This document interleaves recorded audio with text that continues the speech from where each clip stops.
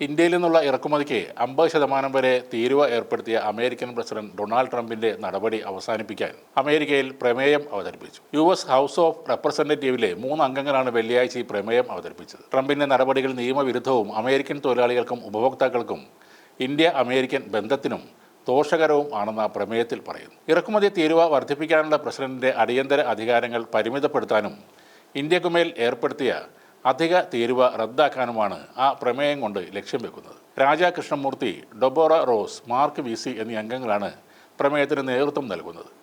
ബ്രസീലിന് ചുമത്തിയ സമാനമായ തീരുവകൾ അവസാനിപ്പിക്കാനും പ്രമേയം ആവശ്യപ്പെടുന്നുണ്ട്.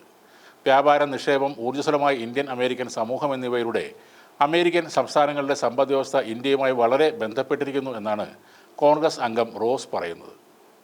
ഇന്ത്യൻ കമ്പനികൾ നിക്ഷേപം നടത്തുകയും ലൈഫ് സയൻസ്, സാങ്കേതികവിദ്യ തുടങ്ങിയ മേഖലകളിൽ ആയിരക്കണക്കിന് തൊഴിലവസരങ്ങൾ സൃഷ്ടിക്കുകയും ചെയ്തിട്ടുണ്ടെന്നും അവർ കൂട്ടിച്ചേർത്തു. ഇന്ത്യ ഒരു പ്രധാന സാംസ്കാരിക, സാമ്പത്തിക, തന്ത്രപരമായ പങ്കാളിയാണ്.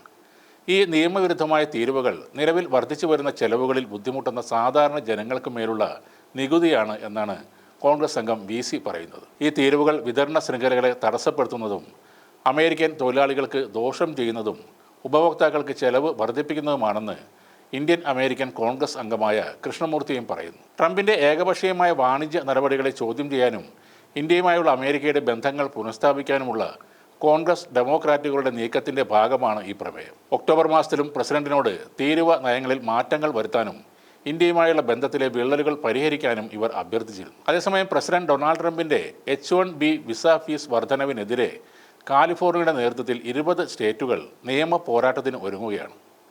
$1,00,000 അമേരിക്കൻ ഫീസ് എന്ന ഈ നയം നിയമവിരുദ്ധമാണെന്നും അത്യാവശ്യം പൊതുസേവനങ്ങളായ ആരോഗ്യം, വിദ്യാഭ്യാസം തുടങ്ങിയ സേവനങ്ങൾക്ക് ഇത് ഭീഷണിയാണെന്നുമാണ് അവർ വാദിക്കുന്നത്. ഈ ഫീസ് ചുമത്താൻ ഭരണകൂടത്തിന് അധികാരമില്ലെന്ന് കേസിന് നേതൃത്വം നൽകുന്ന California attorney general Rob bonda അറിയിച്ചു. ആവശ്യമായ നിയമനിർമ്മാണ ചട്ടങ്ങൾ മറികടക്കുകയും കോൺഗ്രസിൻ്റെ അധികാരപരിധി ലംഘിക്കുകയും ചെയ്യുന്നതിലൂടെ ഈ നയം അഡ്മിനിസ്ട്രേറ്റീവ് പ്രൊസീജിയർ ആക്ടിൻ്റെയും അമേരിക്കൻ ഭരണഘടനയുടെയും ലംഘനമാണെന്നാണ് ഈ സംസ്ഥാനങ്ങൾ അവകാശപ്പെടുന്നത്.